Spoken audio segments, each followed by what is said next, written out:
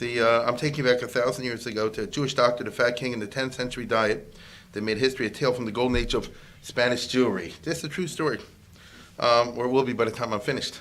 Anyhow, it would be easier if I had my material, but you'll just have to imagine. And I'm taking you back to Spain, literally 1,000 years ago. But Spain is unusual. Speaking of the British exiting the common market, as we all know, because they're afraid of the Islamic invasion, there are countries in Europe that actually experienced a direct Islamic invasion, and Spain is one of them. And back in the 700s, Spain used to be a Christian Visigothic country, and then the Arabs, I say, crossed over Gibraltar to Jabal al-Tariq, the Arab general who led a small Arab army, and the Christians were so fighting each other, they took over the guns of Spain, 95% or 97% of Spain. But it's like a cancer. Either you do it all or you don't. So the Christians made a mistake in not uniting to expel the invaders, which they could have done. But then the others made a mistake, the Muslims, by not taking over the whole Spain. Okay? Oh, good. Right. Good for you. So let's go back. Can you get the picture down a little bit? Okay. Well, I'll tell you what. I'm going to follow what it says over here. And I say of the Muslim conquest at the time of Tariq, and here's the mistake that the Muslims made. Can you go forward a little bit to the next one? See if I have my stuff in a row. Takes a while. Okay, then don't worry about it. Then just go back to that picture and we'll keep it with that if you can. The long and the short of it is they took over almost all of Spain, but not the very top end. And because they didn't take over the top end, the Christians were able to hold out there, be machazik themselves, and eventually launch a comeback. It took them 800 years till they reconquered the country. It's called in Spanish the Reconquista. I'll say it again, from the 700s to 1492, as you know. So there you have it, okay? That's it. This is the part they didn't take over. This is all the Arabs. This is the part they didn't get, and because they didn't get that, it metastasized, as the Muslims will put it. And that's the reason, by the way, Spain recently, some of you follow the news, passed a law that they're giving the Jews, if they want to come back, you give them citizenship and give them some money and all that. And the Muslims then said, what about us? That's not fair. And they said, no, you invaded us. It's a different story. They said, get the heck out of here. Now, hold on. When the Arabs took over in the 700s, they brought economic prosperity, and economic prosperity attracted Jewish immigration because Spain is an incredibly rich country, if you know about its rivers and its mines. And those of us who've been there see even today, in a more dilapidated state, still is incredibly agriculturally fertile and so forth. And without going into all the details, because I'm not trying to give an hour-long business here, the Spain became a separate part of the Arab world. There used to be the Umayyad dynasty, wiped out by the Abbasid dynasty, but the survivor of the Umayyad dynasty landed in Spain and set up his own kingdom. So that was a separate Melucha from the rest of the Arab world. That's how it goes. Now, for a long time, for 200 years, the Muslims, like today, were weakened by civil war. So they fought each other, and if there is another map, you'll have to take it from me if you can't see it. But all over the place was like Syria today, like Iraq. Everybody's fighting, everybody killing everybody. One city wouldn't listen to another until the 900s, when Abdurrahman III, who's a famous person in history, the emir of Cordoba. Cordoba was the capital, not Madrid, of the Arabs.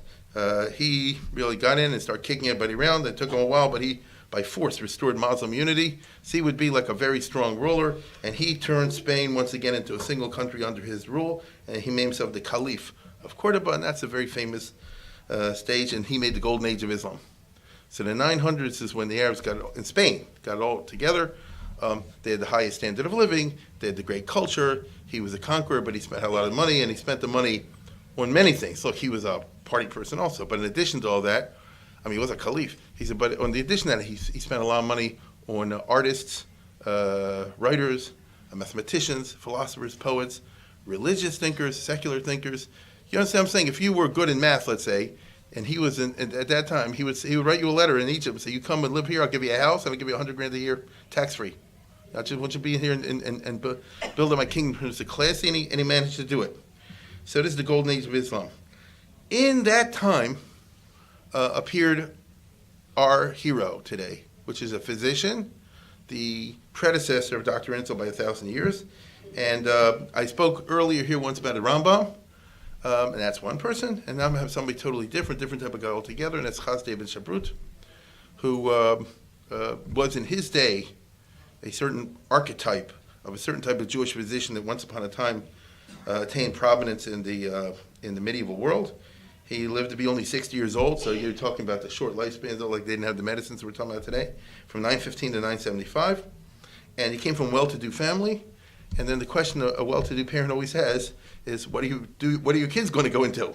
Because, you're quite aware you put the money together, but they'll spend it. So how are you going to make it that they should be able to live well? And there are different methods.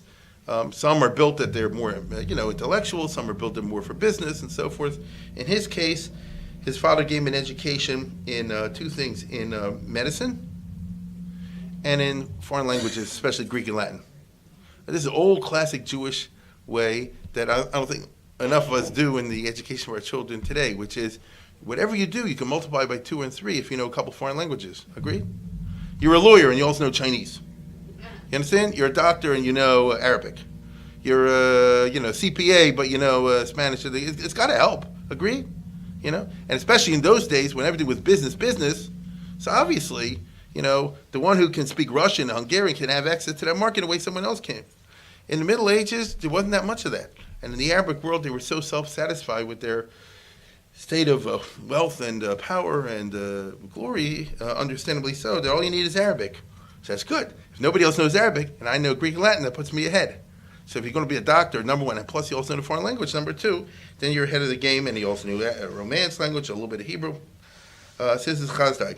And what did it mean in those days to go to medical? So it wasn't medical school. You read medicine with a doctor. You did a Talmud, apprenticeship. We don't know the details. We do know at the age of 25 or 26, he published a medical book. So that was already something. Even today, if somebody was 25 years old and published a medical book, and apparently got traction in Arabic, and that's one way he helped make a career. Even today, if somebody successfully publishes, that's going to help you. Otherwise, they wouldn't have these guys on the screen that the physicians before me were speaking about. Okay, so as a result... It is working, so... Oh, is it really? Okay, go back a little bit. We'll get to it in a second. No, that's the Abdurrahman, the successful caliph. Let's go to the next one. And stop right there. And he says, and this guy, Katz, as he said before, he published a medical book on food and herbs. As a matter of fact, I'll tell you something. This guy you see in front of you is the father of pharmacology. Dioscorides was the doctor of the Emperor Nero. He's famous for writing in Old Greek, the book that has all the potions. Some of it is like Lady Macbeth, but nevertheless, a lot of it, first of all, was held from tremendously. And if he said, the tongue of a spider and, the eyeball of a rat, that you mix them together, people held that to be Kodesh Kodashim. And as happens, some of it works, some doesn't, And he was held in the highest esteem, and no one translated the book. So he had no ancient Greek. And in the Middle Ages, not many people did. And Chazdai translated this book over here, which is the first pharmacology book in the Arabic. And I looked it up. It wasn't translated into Latin until the 1500s and into other languages till the 1600s. So this was a big deal, especially when they believed in this sort of business. But here we are, in terms of our conference today, the extreme importance of herbs, diet, and what was pharmacology in those days, putting together different sorts of things that they figure would cure things. Everybody, in that he also published Dioscorides' famous theriac, which in the Gemara, in the Shulchan Aruch is called teriyaki. And it doesn't mean chicken teriyaki. In Hilchos Pesach, if anybody remembers this in Tuf Mem Zayin, they talk about having hana from certain teriaks. That was supposed to be the wonder drug of the ancient world. Okay? I see Rabbi Simanis was here, the treacle, you understand? And all that sort of thing, which is that they were persuaded in those days for many centuries, until 300 years ago, that there's certain type of thing like Lady Macbeth and it can cure, it is a panacea. Right? And so when he published this is Gavaldic, this made his international reputation, and the Caliph found about him and appointed him his doctor.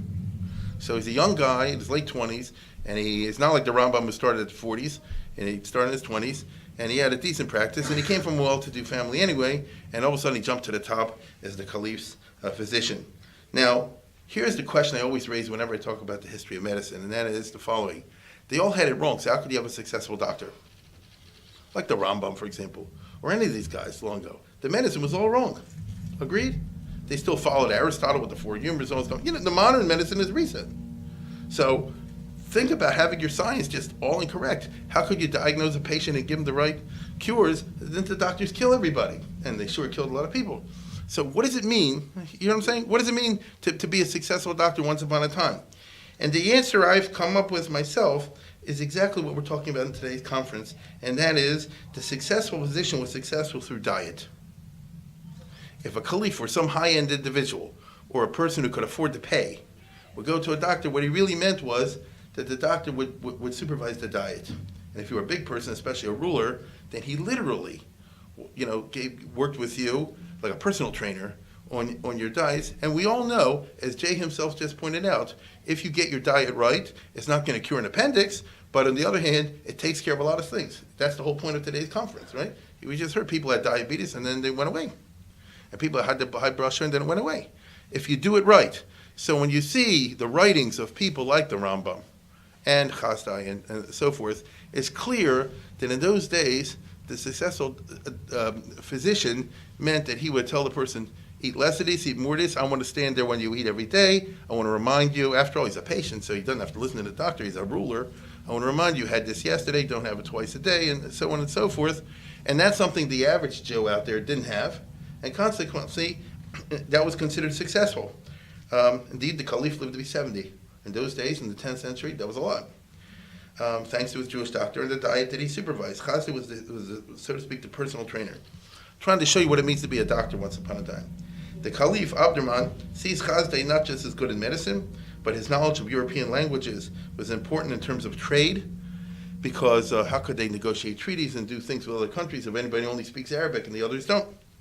And Chazdai, in effect, became the Secretary of Commerce, which was a very important role involving numerous negotiations with foreigners. So just like today, you have somebody has to organize the trade treaty with the Chinese, the Japanese, the Koreans, and everybody else. So just take that for the Mediterranean area, and who can do it among the Arabs? They can't talk the language, and this Jewish guy can do it. So first of all, he's the personal trainer and watches the diet.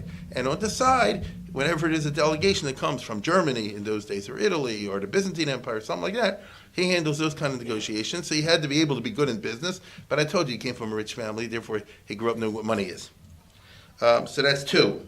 In addition to that, that meant that he gained a lot of knowledge of international affairs. Because if you know foreign language and you constantly handle with others, and you know who's having war with who, which king is sleeping with which queen, and so on and so forth, all the intrigues of those days, that makes a giant difference in your international affairs, or you'll just have to take my word for that. Between the Jewish and the non-Jewish merchants, he knew more about international affairs than any other Arab in Cordoba, and so he was much more than a doctor. He was basically also kind of a Secretary of State. He was not a Talmid Chacham, but was a Jewish Jew, and he imitates the Caliph in patronizing the arts and sciences, which inaugurates the golden age of Spanish Jewish culture. So if the Caliph, he's the one who did it. Nothing happens, he's looking at me with a funny face, nothing happens without money. Okay? At least where I come from. So, somebody wants to be a poet, how do you do that? Yeah? Somebody wants to write a philosophy book, how do you do that? Somebody wants to sit and learn Gemara, how do you do that? Somebody's got to pay. You understand? And the average person usually holds on to their money, except he made it how should I put it, a shtick among the upper class Jews. Just like the Caliph set the pattern for the upper class Arabs. That you're not anybody, you have no class if you just sit like a cham in your house and fres. You have to go and show that you have painters working for you, artists, a book is published dedicated to you, and all that kind of stuff. So he did it for the Jews, and that's how the Jewish culture started in Spain. That's how it happened.